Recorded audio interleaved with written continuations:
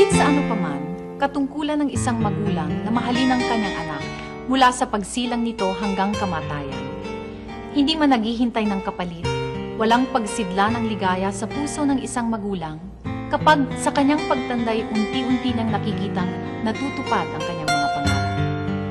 Meron pa rin kayang isang uri ng anak na susuungin din ang lahat ng paghihirap para sa kanyang ama kahit ang maging katumbas nito ay walang katiyakang bukas? Sama-sama nating saksihan ang padalang liham kasaysayan ni Jasmine ng Naslo, Pototan, Iloilo. Sadyang nawasak ang kanyang pagkatao at bumangon siyang muli sa isang landas na itinakda para sa kanya na nagsimula lamang sa isang reseta. Maalaala mo kaya ang sumpa mo sa akin na ang pag-ibig mo ay sadyang di magmamani?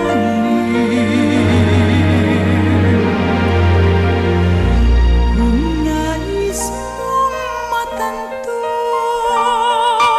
buksan ang aking puso at tanging larawan mo ang do'y nakatago. Di ka kaya magbago sa iyong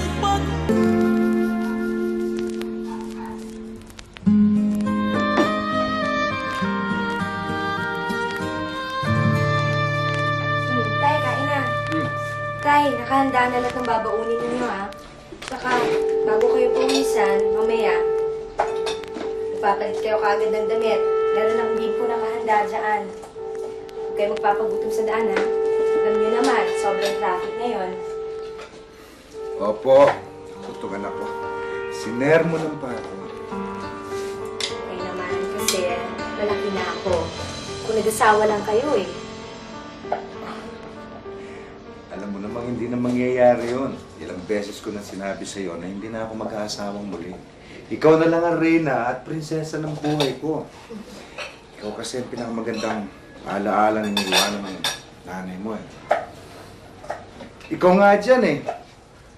Ang dami-dami nang liligaw sa'yo. Minsan nga, pinababasa mo pa sa akin yung love letters. Hanggang ngayon, eh wala ka pang sinasagot. By this time, dapat may boyfriend ka na. Itay, madaling sumagot, pero hindi ko natitiyak kung kasing bait ninyo yung ipapalit ko sa inyo. Basta ang importante para sa akin, makita niyong natutupad yung mga pangarap niyo para sa akin na araw-gabi. Pinaghihirapan ninyo. Yan nyo, Itay. Magiging abogado rin ako. At mararanasan ninyo yung mga hindi nyo naranasan noon na gusto nyo mangyari sa inyo. Ako, Itay. Hahanguin ko kayo sa hirap. Hindi ko kayo mag-alala. Tiwala kayo sa akin. Konti na lang, konting tiis na lang, Itay. At hindi na kayo mag-drive ng bus. Papahinga na lang kayo. O, Itay, mahal na mahal ko kayo. Hindi ko kayo bibiguin. Kayaan nyo ho. Lahat ng mga isinakripisyo nyo para lang mabuhay ako, makakamtan nyo na rin. Salamat. Iyan ko yan. Salamat.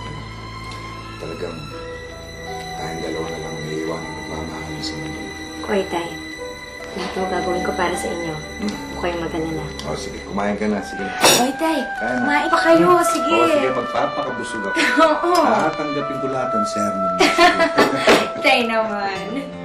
Dear Charo, tawagin mo na lamang ako Jasmine. 18 years old ako nang magsimula ang aking storya tungkol sa pagmamahal ko at pagmamahal sa akin ng aking ama. Para sa akin, Charo, he is the best father in the world. Dahil kabaligtaran ng mga lagi na nating napapanood sa sine o nababasa sa comics, hindi ako inapi o minaltrato. Mahal na mahal niya ako. Namatay ang aking ina sa panganganak sa akin. Nag-iisa nga akong anak, bus driver si Itay, at iginagapang niya ang aking pag-aaral. Ang mga mumunting pangarap na pinagsasaluhan namin ang bumubuhay sa amin ng matatag. Nasa Maynila pa nga kami noon at first year college na ako nang dumating ang isang pangyayari sa buhay namin na ni sa guni-guni hindi ko naisip na posibleng maganap.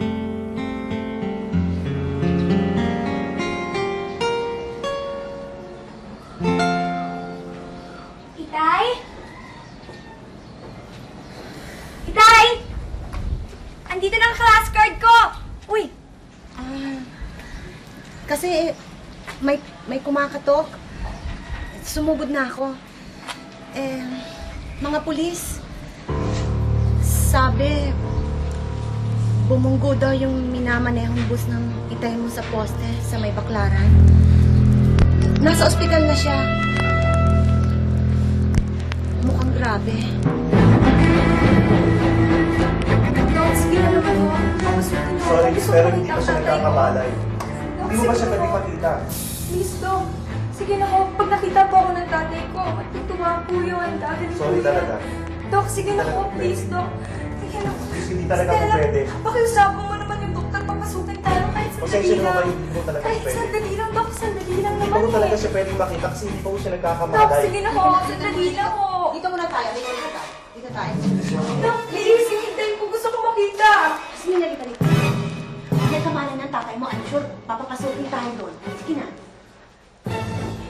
Dok naman eh. Pasensya po, pero hindi po talaga siya pwedeng makita. Doc, ano ho ba talagang lagay niya? Ginagawa ho namin lahat ng makakaya namin. Grabe ho kasi yung pagkakasagpok ng bubunan niya sa poste. At maraming bubog ang pumasok sa ulo niya. Ayon ho ba dun sa pag-doktor na magaling na, may nag-overtake daw ho sa makakasalubong nila. Eh kaysa bumangga sila, umiwas ang tatay niyo. Kaya sa poste ho siya sumalpok. Iba ho ang naging epekto nito sa ulo niya. Kakailanganin niyo ho ng malaking halaga para sa kanyang operasyon at para sa kanyang mga gamot. Dok, gawin niyo na lang ulat ng makakaya niyo. Gawin niyo ulat ng paraan para mabuhay ang itay ko. Makakaasa Sige, ho Dok. kayo. Gagawin ho namin lahat ng makakaya namin. Sige ho.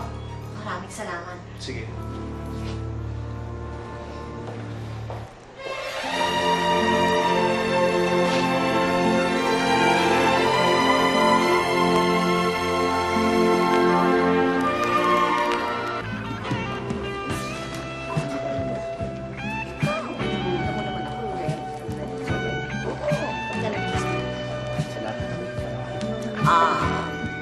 Tuesday.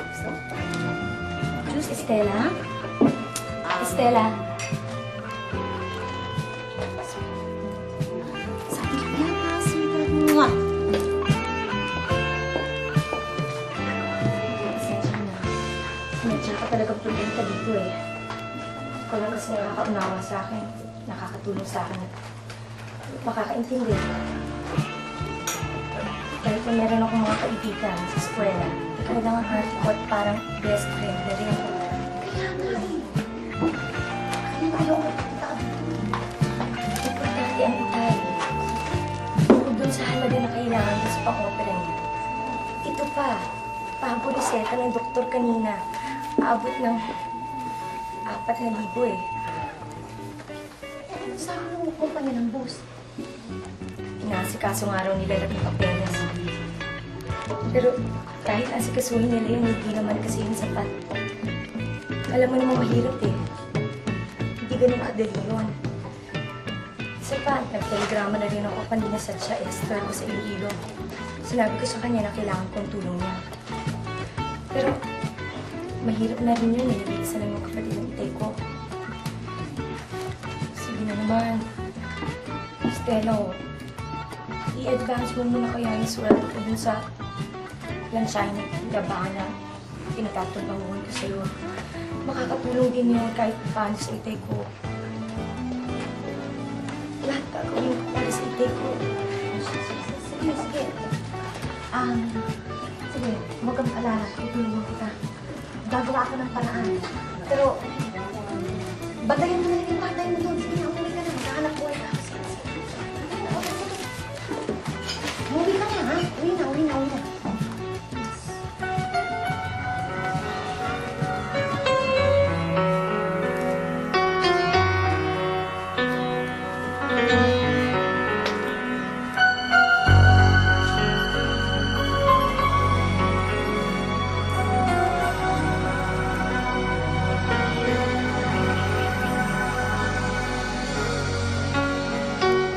Darwin, ikaw pala. Tuloy.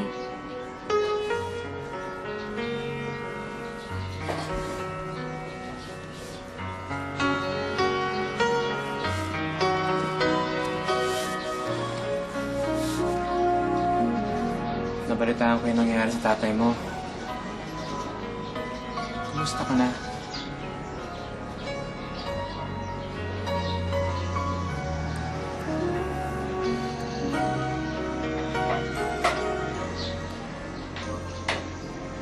Darwin, mahal mo ba ako?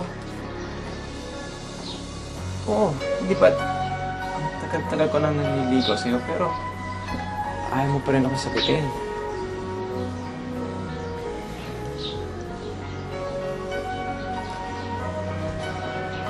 Kung sabihin ko ngayon,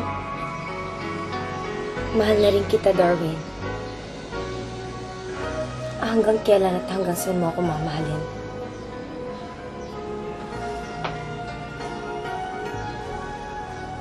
Anong ibig mo sabihin? Darwin, nag-aagaw buhay ang ama ko ngayon sa ospital.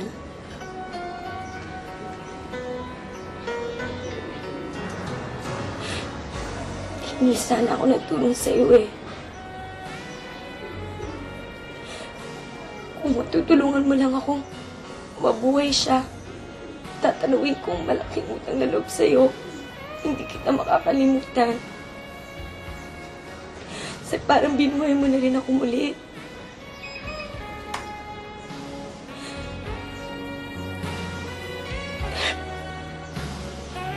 Darwin, parang naghihingalo na rin ako ngayon eh.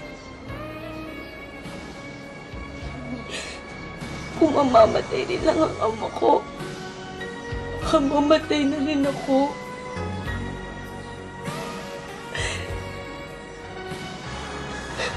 Tulungan mo naman ako, Darwin.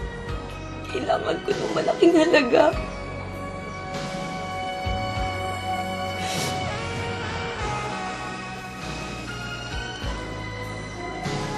Sasabihin ko muna sa mami at daddy ko.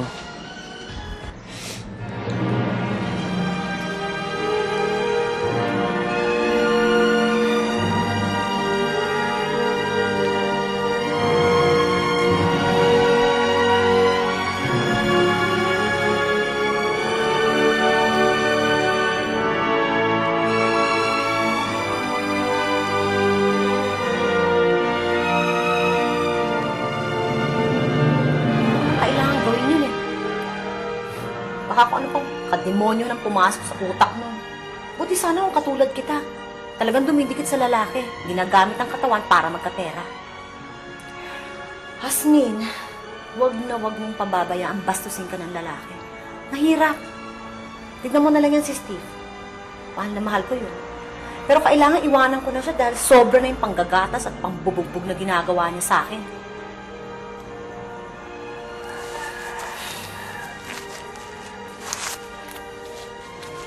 Oh.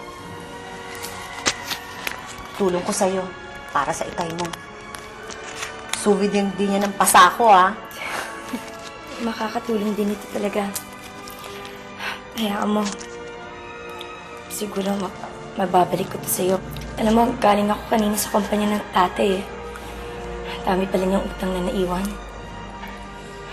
Ako na lahat ang aako nun. Tapos, palala na palala ang kalagayan ng itay sa ospital. Habang hindi siya na-ooperahan. Isa pa, ang dami-dami pang dinagdag na reseta. Dami nilang inaabot, puro libo-libo na ata yun. Humingi na rin ako ng tawad sa Diyos. Sabi ko sa kanya, kung kukunin niya ang tatay ko, kunin niya rin lang niya ako. Isa pa, sinabi ko rin sa kanya na siya na magpakita sa akin ng paraan kung paano gagaling ang itay ko.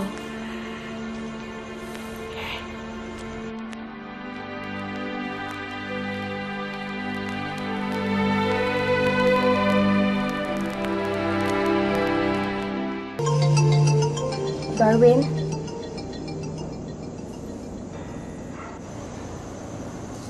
Pwede ba kita makausap? Kahit sandali lang. Hasmin. Mamadali kami. Pwede, tsaka na lang, ha? Sige, ha? Bye.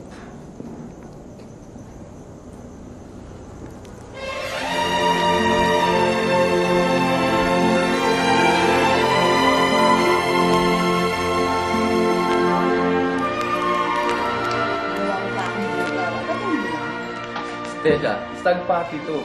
Birthday ng barkada ko next week. Ibibigay ko to.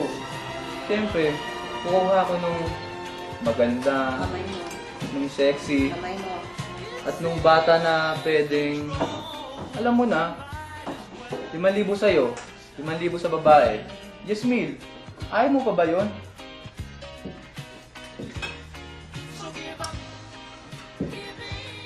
Stella? Diyos, sandali lang ah. Dad!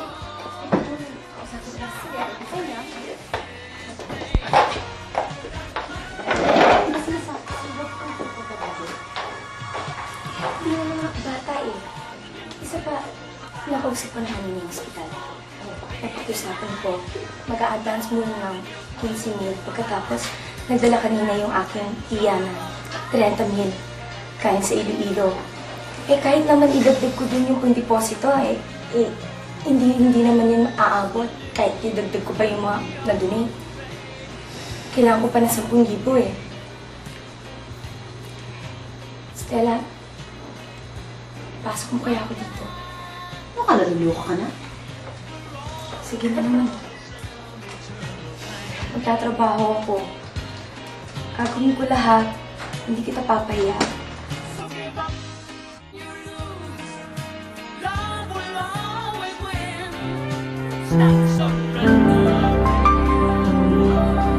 Charo, alam kong mali ngunit isa lamang ang nais patunayan ng sitwasyong dumating sa akin. Kahit sinong taong nagigipit, talagang kumakapit sa patalim. Ako mismo ang nakiusap at nagmakaawa kay Estela na ako na lang ang ibigay niyang babaeng pangregalo sa stag party nang malaman ko sa lalaking yun ang sadya niya kung magkano ang ibabayad niya kahit tumututol ang kalooban ni Estela. Hindi nagawang kunin ni Estela ang kanyang komisyon, makumpleto lang ang 10,000 para sa akin.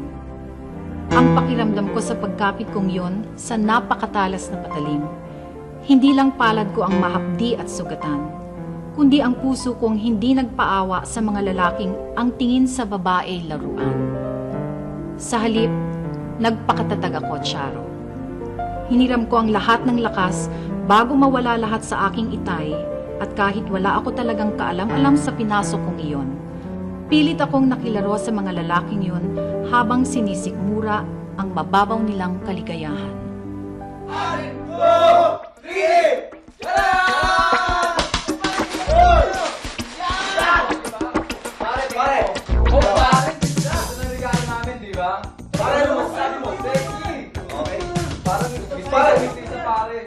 Tingnan mo. Parang sexy, di ba? Okay, di ba? Parang nabalos. Di ba? Oh, parang nalito mo na! Parang magkakabang mo na to. Last chance mo na bukas, mag-aasawa na! Mga babae to. Kaya gusto mo na. Magandang bala, pare. O ano nga yun? Pare, Uy, pare, may nakuha dito Last mo, chance pare! mo na to.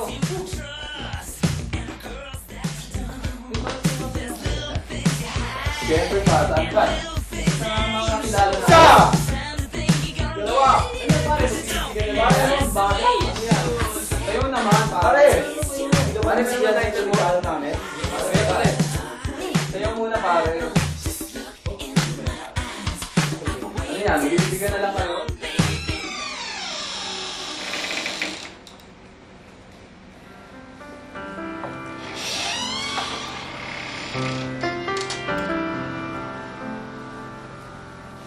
Ako nga pala si Marian. Kahit hindi ka mukhang interesado malaman ang pangalan ko. Bayad na ako. Nakuha mo ng gusto mo. Natapos niyo akong paglaruan. Maraming salamat. Aalis na ako. Hindi ka naman ganun kasama eh. Pwede ba malaman kung ano pangalan mo? Hasmin. Hasmin de Pio. Yun ang tunay kong pangalan dahil Dahil hindi ka bayaran, alam ko. Kahit nung una kita nakita kanina. sige. Dali lang.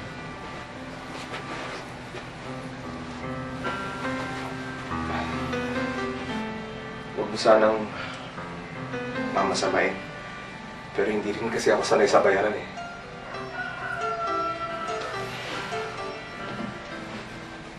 Maniwala ka man sa hindi. Parang laking pagsisisi ko sa ginawa natin kanina. Lalo na malaman kong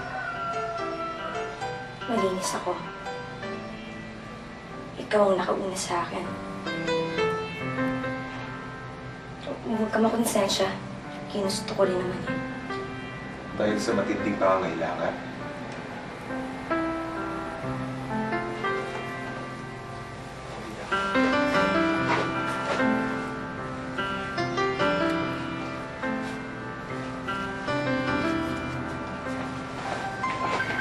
Huwag na.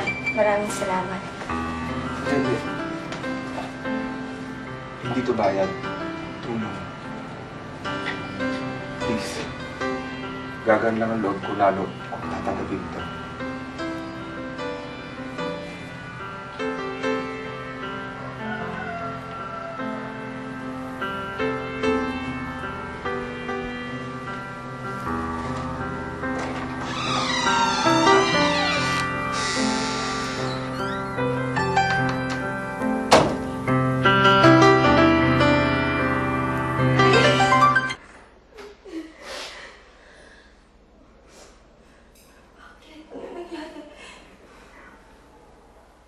Parang hinintay lang na akong dumating.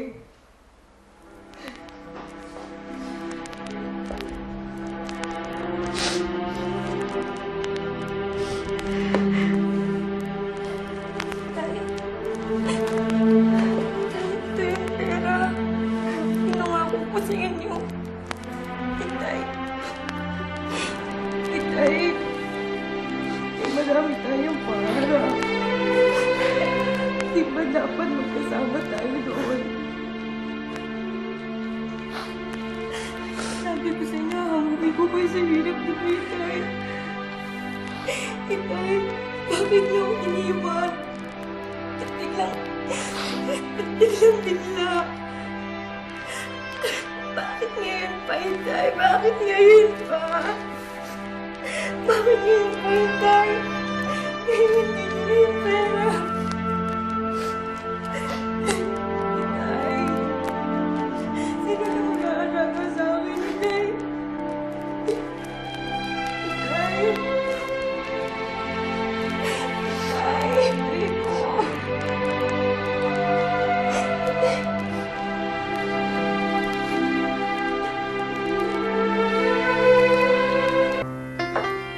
Siguro, panahon na talaga para mamahingamit kayo mo.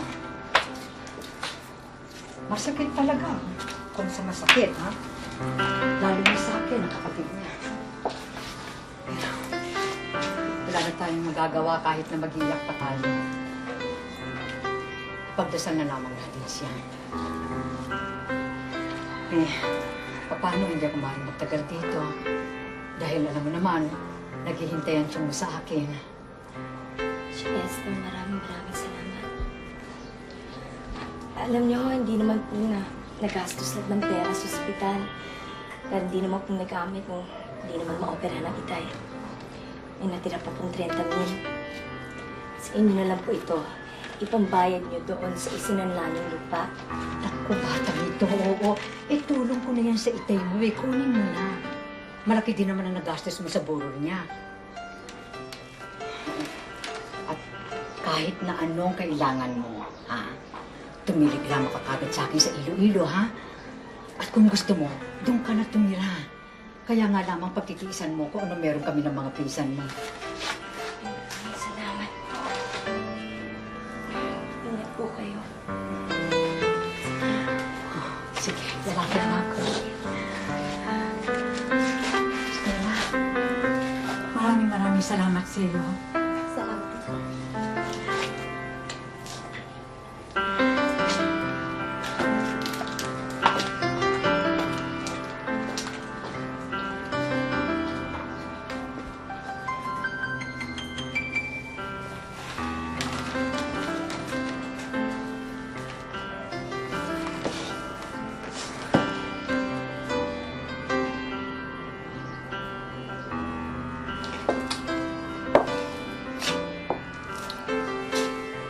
ngayon ang plano mo?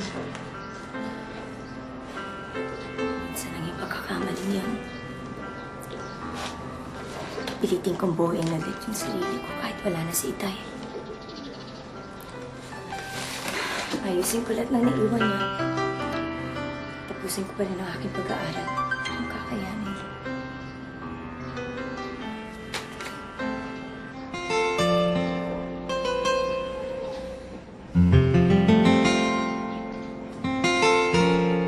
Tamang-tama, Charo. Bakasyon na noon ang ayusin ko lahat ng mga naiwan ni Itay. May nakuha naman akong kaunti mula sa kanyang insurance at SSS. Bukod pa yung sa kumpanya ng bus na pinasukan niya. Ang sabi ko sa aking sarili, magtatapos pa rin ako ng aking pag-aaral habang magdinegosyo ng kaunti para lumago yung naiwan niya. Plinano kong magtayo ng maliit na sari-sari store para sa ganun man lamang ay laging buhay ang alaala ni Itay. Ngunit hindi ko pa nga natutupad yon at nadarama ko ang pangungulila kay Itay nang isang umagay bulagain ako ng isang mabigat na problema.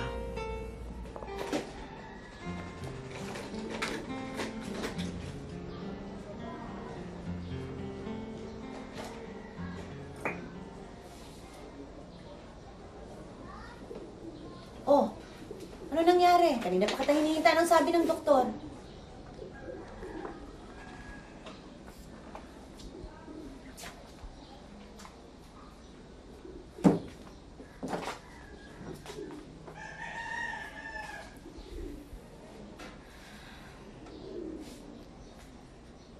Mali yung akala kong delay lang ako. Buntis ako. 2 buwan.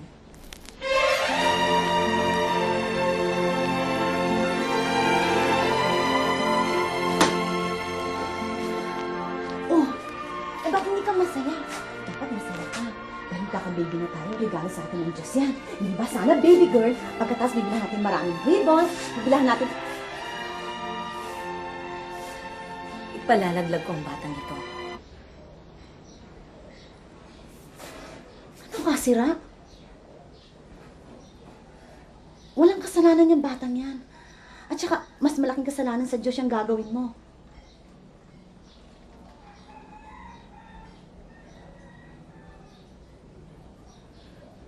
Kung magsalita ka, parang napakalinis mo.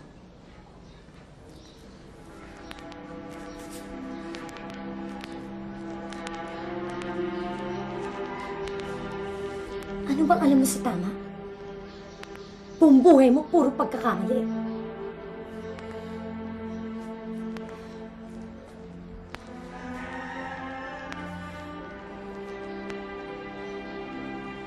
Tama ka. Marumi ako. Napakarumi. Pero kahit ganito, araw-gabi, nananalangin ako. Marunong pa rin akong matakot sa Diyos.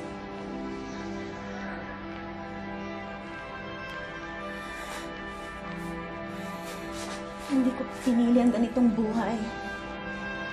Dinala ko rito ng pagkakataon. Ikaw, may pagkakataon ka pang mamili. Huwag ka nang magkamali ng isa pang beses.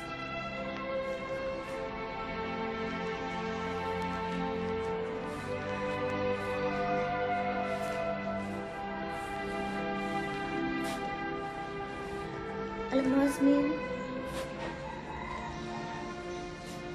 minsan hindi ko na alam kung paano maging tama. Ikaw, bata ka pa. Mahal kita. bilang kapitbahay o kaibigan. Higit pa sa kapatid. Para na kitang anak. Ayokong tularan mo yung mga pagkakamali ko.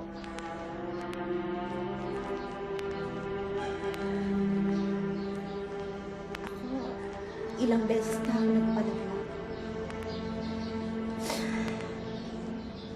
Ngayon, kahit gusto kong magkaanak, hindi na niya ako mabibigyan.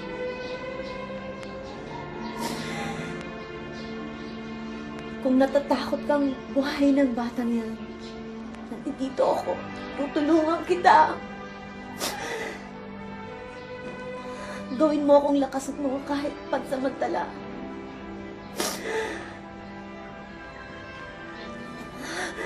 Anak mo ang dinadala mo, Asmin. Natatakot ka lang. Naguguluhan ka lang.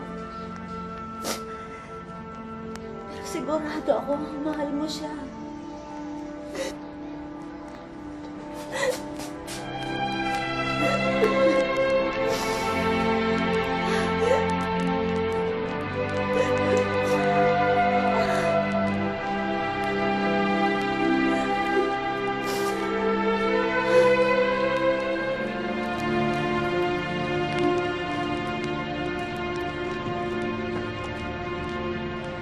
Patawarin niyo ako, Itay. Alam ko, binigo ko kayo. Naging mahina ako. Pero ngayong magkakabibi na ako, pipilitin ko maging malakas para sa kanya. Mamahalin ko siya tulad ng pagmamahal niyo sa akin. Lalaki siyang kikilalaning may lolo siyang mabait, responsable at mapagmahal. Itay, miss na miss ko na kayo.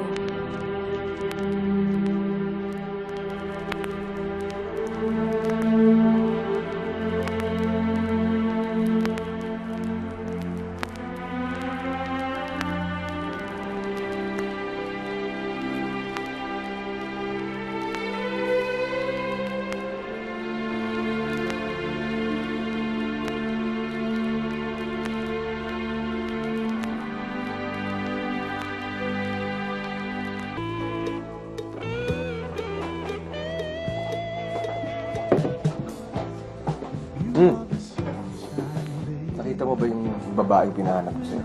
Wala ko talaga eh.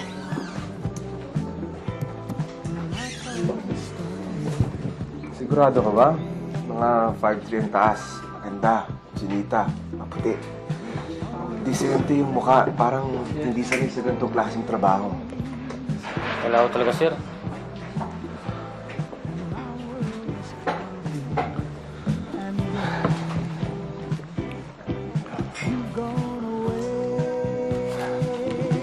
Eh, Thank you po, sir.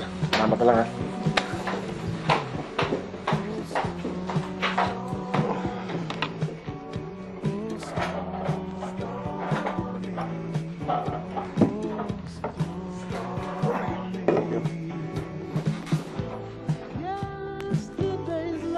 Dati naman, kahit may black eye ako, nakakapasok ako sa club. Kaya lang ngayon, grabe, nakakahiya kay Stuart. Oo nga eh. Ang araw ka na rin absent, ano?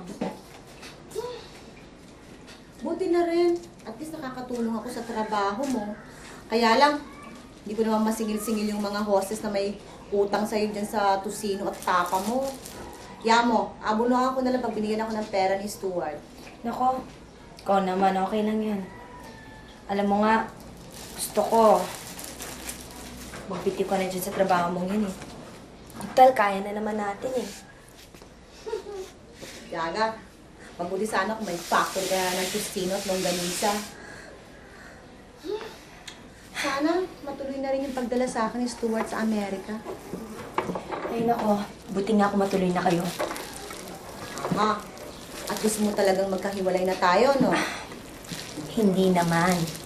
Kaya lang, kung para sa ikaliligaya mo at sa ikabubuti mo, Masaya na rin ako kahit na magkahiwalay tayo.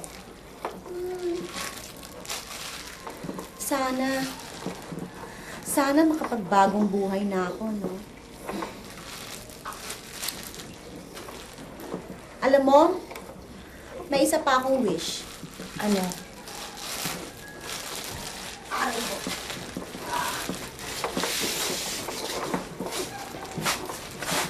Alam mo, hinahanap ko yung lalaking kumontak sa akin noon eh. Yung nagdala sa'yo sa stag party.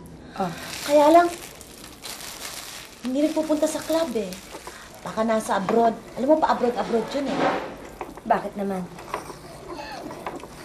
Gusto kong ipaalam sa kanya, nagbunga yung isang gabing nangyari sa inyo. Di na kailangan, tapos na yun. Naisip ko lang na maganda siguro kung makita nung anak mo yung ama niya.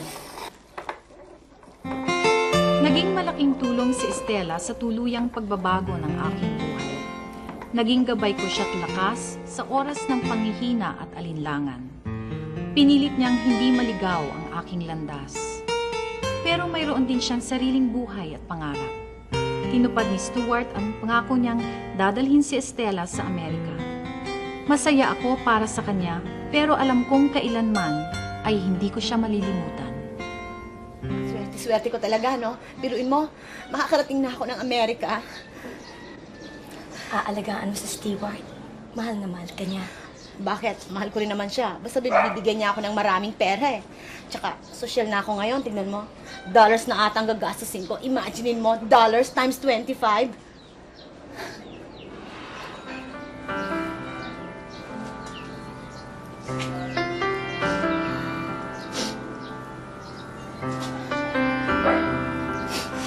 Ang ganda-ganda mo pa rin.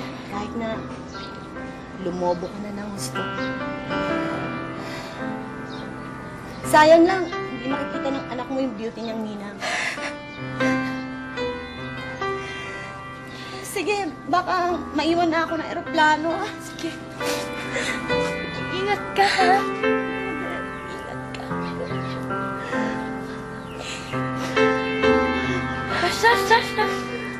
Teka, yung makeup ko. Smear ba?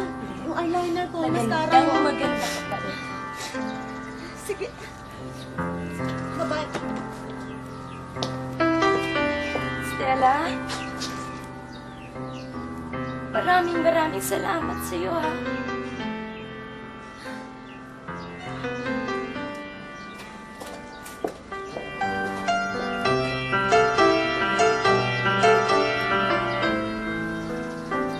Charo, mistulang pagluluksa na naman sa akin yung paglayo ng aking matalik na kaibigan. Kahit sa puso ko'y maligaya ako para sa kanya. Mabilis ko ngang ipinagbili ang maliit naming bahay at pinuntahan ko na si Tia Esther sa Iloilo. Sa simulay, nagulat siya sa katotohanan. Ngunit kinupkup niya ako at ang buo niyang pamilya na punong-puno ng pangunawa. Hanggang sa maisilang ko na nga ang aking anak at mapabinyagan ito habang walang tigil sa pagsusulatan kami ni Estela. Tunay nga sigurong swerteng regalo ng Diyos ang aking anak na mahal ko dahil yung sari-sari store ay mistulang grocery na sa aming lugar na ako talaga ang nag-aasikaso. Kaya't hindi rin nga nagtagal ay nagsarili na kami ng tirahan na nalalakad lang naman mula sa bahay ni Tia Esther. Maligaya nga akong mag-isang itinataguyod ang aking anak at hindi ko namamalayan ang bilis ng takbo ng panahon. Nagising na nga lamang ako isang umaga na 4 na taon na pala ang aking anak at dumating na naman ang isang surpresang hindi ko talaga inaasahan.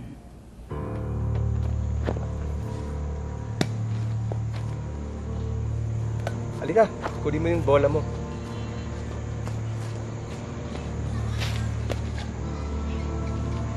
Sa'yo ba to? Gwapo-gwapo mo ah. Anong pangalan mo? L'Oreal. L'Oreal? Alam mo bang pareho tayo ng pangalan? L'Oreal din ako. Nako, naistorbo ba kayo ng anak ko? Pasensya na po kayo, ha? Malikot lang talaga ito, eh. Sige. Hasmin?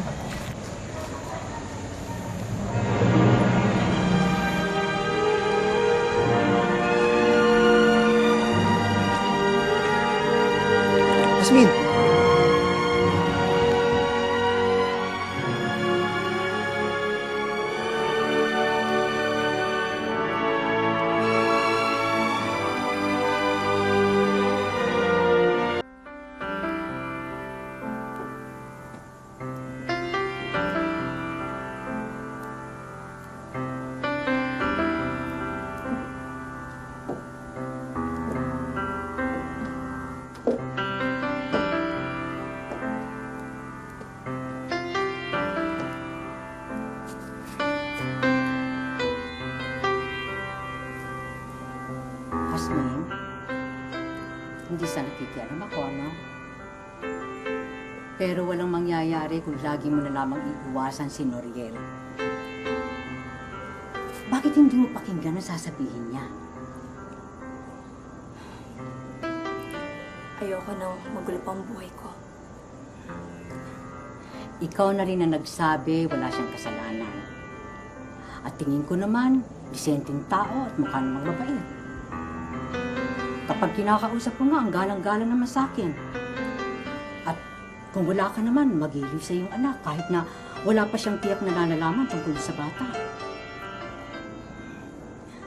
May kutob na rin yun. Lukso ng dugo yan eh. Tsaka, hindi mo ba naiisip? Hindi kayo muling pagtatagpo ng pagkakataon sa malayo at ibang lugar pa nang walang dahilan. Baka naman talagang panahon na para hindi na maging bastardo ang iyong anak. At saka, sino makapapagsabi? Baka maging buo rin kayo bilang isang pamilya.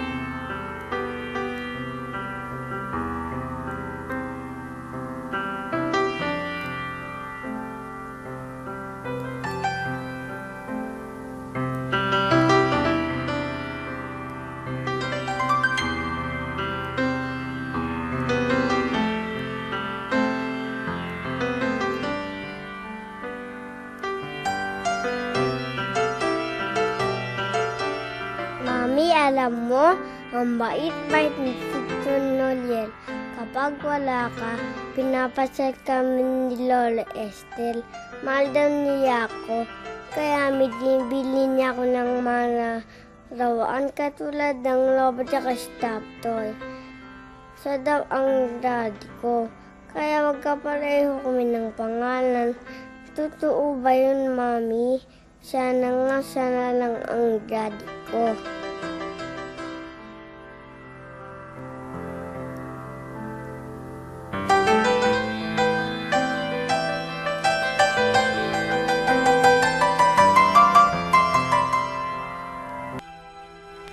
Marian, nandito yung mga kaibigan mo. So, maglaro muna. Taka muna doon, ha? Tapos tatawagin na lang kita, ha? Okay, go! Ingat ka, anak, ha? Laki-laki na niya.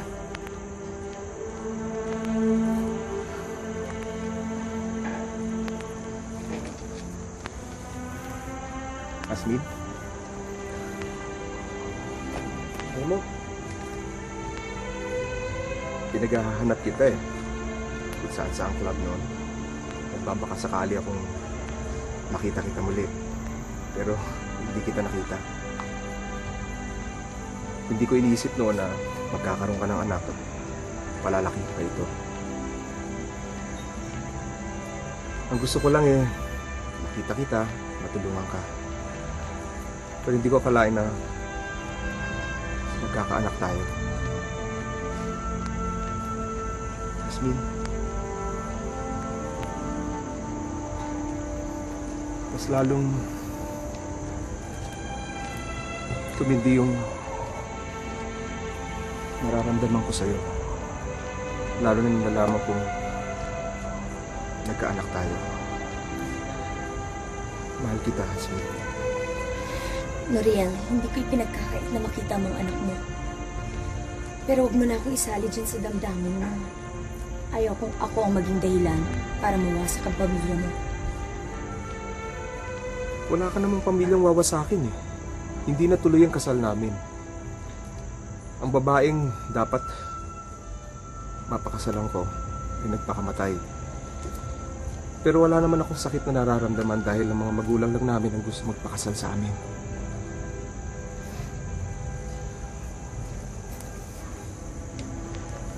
Jasmine, Gabi-gabi ako naglalasing noon. Iniisip ko kung makikita pa kita muli. Para sa akin, parang wala na akong nararamdaman. Naglasing ako, tinapos ko ng mundo ko. Hanggang sa isang araw, naramdaman ko na lang na bakit ko ba aksayin ng buhay ko? Bumalik ako sa negosyo namin. Nagtrabaho ko ng normal. Ang gusto ko lang mapalayo ako. Sa probinsya, mapalayo ako para hindi kita maalala. Hanggang na-assign ako sa Iloilo branch namin. Hanggang sa nakita ko nga kayo mag-ina. Ngayon na may anak pa tayo. Kasi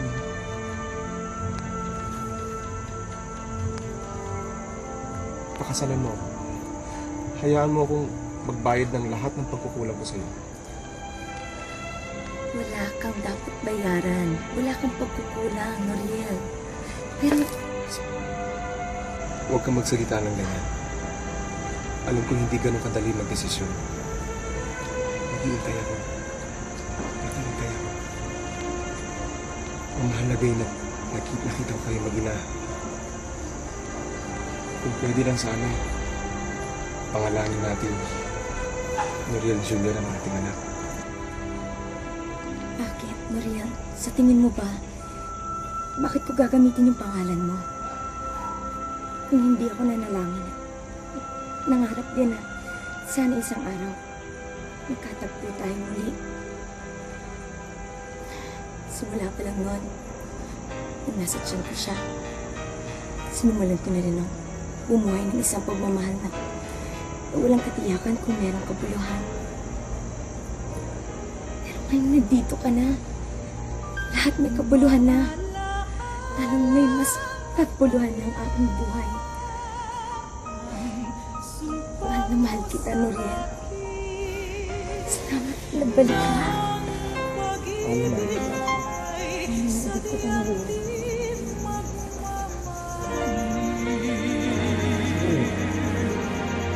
Noriel!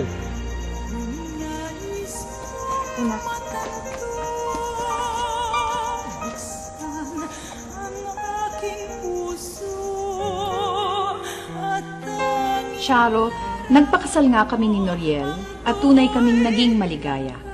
Matibay ang aming kabuhayan habang ipinagpatuloy ko ang aking pag-aaral. Wala akong pinagsisisihan sa lahat ng naganap sa buhay ko. Dahil napakabait nga ni Noriel at tuluyan na rin akong natanggap ng kanyang pamilya. 3 na ang aming mga anak, Charo, habang ang kaibigan kong si Estela ay naging tunay na ring maligaya sa napangasawa niyang Amerikano. Dahil kay Itay, dahil sa reseta, dahil kay Estela at Noriel, nagbago ang aking buhay. Hanggang dito na lamang, nagpapasalamat at nagmamahal, Hasmin.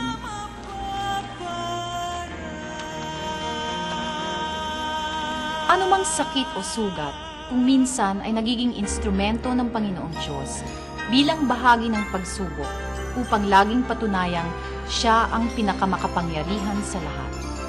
Kahit ano pang salimuot sa pagsasanga ng bawat landas, tiyak na magsasalubong pa rin ito kung nararapat. Sana'y naibigan ninyo ang ating kasaysayan ngayong gabi. Ito po si Charo Santos. Hanggang sa muli po.